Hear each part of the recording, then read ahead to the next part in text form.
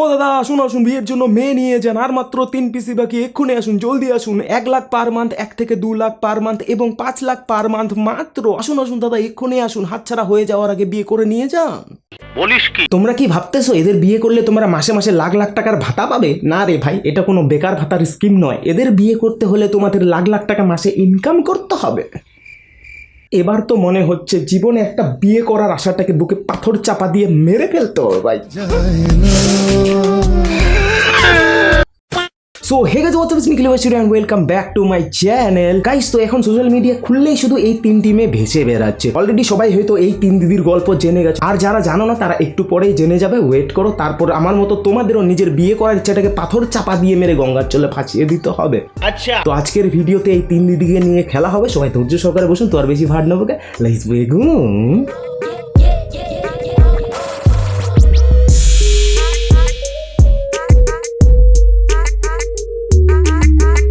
कि एक लड़का को कितना कमाना चाहिए जो एक लड़की को खुश रख पाए, तो इसके बारे में आप बताइए।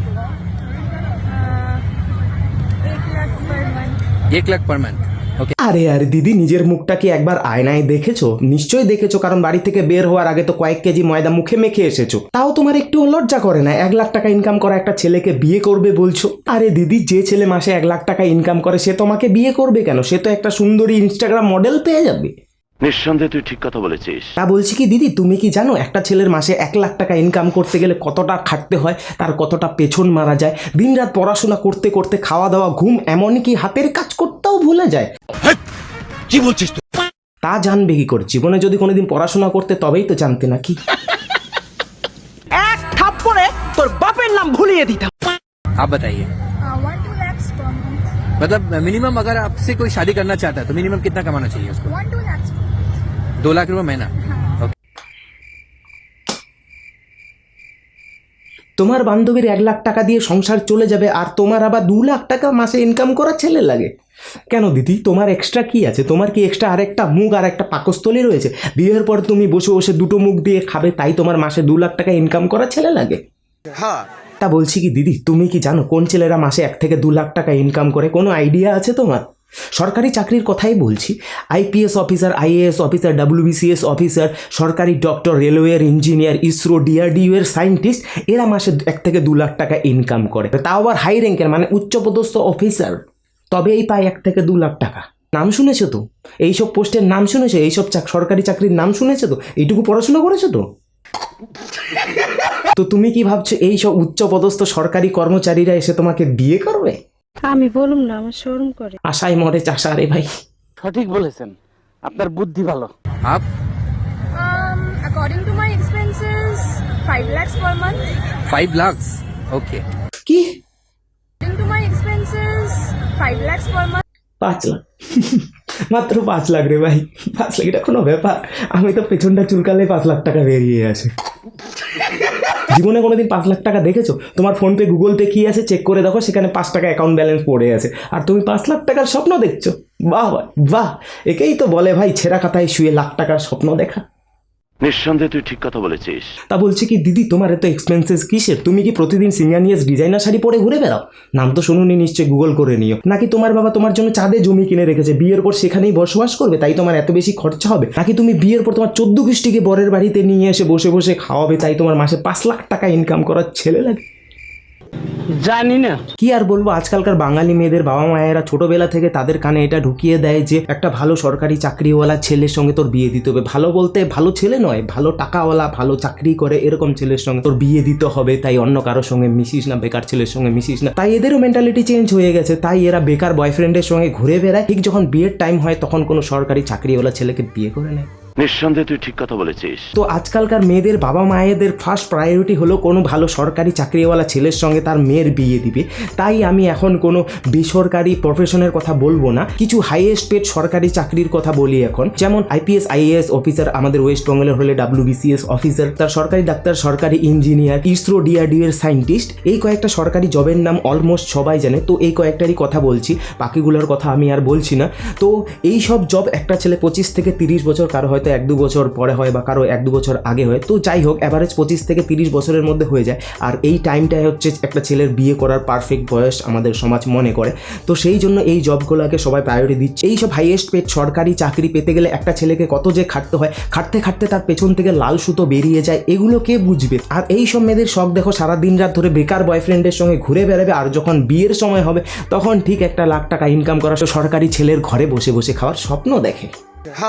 তো এই মেয়েগুলোর হিন্দি বলার ধরন দেখলেই বোঝা যাচ্ছে যে এরা বাঙালি মেয়ে। তাই আমাদের ওয়েস্ট বেঙ্গলের WBCS জবের স্যালারির কথাই বলি এখন। তো একজন WBCS অফিসারের স্যালারিও 56,000 টাকা থেকে শুরু হয়, লাখ লাখ টাকা থেকে শুরু হয় না। হ্যাঁ, যত দিন যায় যত র্যাঙ্ক বাড়ে তত তাদের স্যালারিও বাড়তে থাকে, বাড়তে বাড়তে সেটা 2.5 লাখ টাকা অবধি যায়, ম্যাক্সিমাম 2.5 লাখ টাকা। বাকি যে এক্সপেন্সেস আছে বাড়ি গাড়ি থাকা খাওয়া এগুলোর কথা বাদই দিলাম, তো শুধু স্যালারির কথাটাই আমি বলছি, ম্যাক্সিমাম 2.5 লাখ টাকা অবধি যায়। আর এই দিদি কি বলছে? According to my expenses, 5 lakhs per month. আর এই যে দিদি বলছে 5 লাখ টাকা, 5 লাখ টাকা স্যালারি কে পায়? তার একজন সরকারি ডাক্তার, তাও আবার বড় সড়ো কোনো হসপিটালের, সেও যখন অনেক এক্সপিরিয়েন্স হয়ে যায়, অনেক বড় ডাক্তার হয়ে যায়, তখন তার স্যালারি ম্যাক্সিমাম 3 লাখ টাকা অবধি যায়। থেকেও বেশি যদি তুমি স্যালারি চাও তাহলে তোমাকে কোনো বিজনেসম্যান বা কোনো আর্টিস্টকে বিয়ে করতে লাগবে, আর তারা তোমাদের কোনোদিন বউ হিসেবে ভাববে না, বাড়ির কাজের লোক হিসেবেই ভাববে। তা বলছি কি দিদি, দিন দুপুরে গাঁজা খেয়ে স্বপ্ন দেখা বন্ধ করে বাস্তবে ফিরে আসো। টাকাওয়ালা ছেলে না খুঁজে ভালো মনের একটা ছেলেকে খোঁজো, তাহলে তোমাদের সংসারে সুখ আসবে, শান্তি আসবে। হ্যাঁ, আমি জানি যে বেঁচে থাকার জন্য টাকাটাও অনেক গুরুত্বপূর্ণ, টাকাটাও অনেক জরুরি, কিন্তু তাই বলে হকাদের বাইরে হাত বাড়াবো তা তো নয়। এরকম অনেক ছেলে আছে যারা মাসে লাখ লাখ টাকা ইনকাম করে না, কিন্তু ছোটোখাটো ভালো একটা জব করে তোমাদের বেসিক নিড ঠিক পূরণ করে দিতে পারবে, তোমাদের কোনো অভাব পড়বে না। তাই বলছি কি দিদি, এরকম একটা ভালো মনের ছেলে, যে কোনো, শুধু সরকারি হবে তা নয়, যে কোনো ভালো জব করে এরকম একটা ছেলে খোঁজো, তবেই তোমাদের সংসারে সুখ আসবে, শান্তি আসবে, বুঝেছো?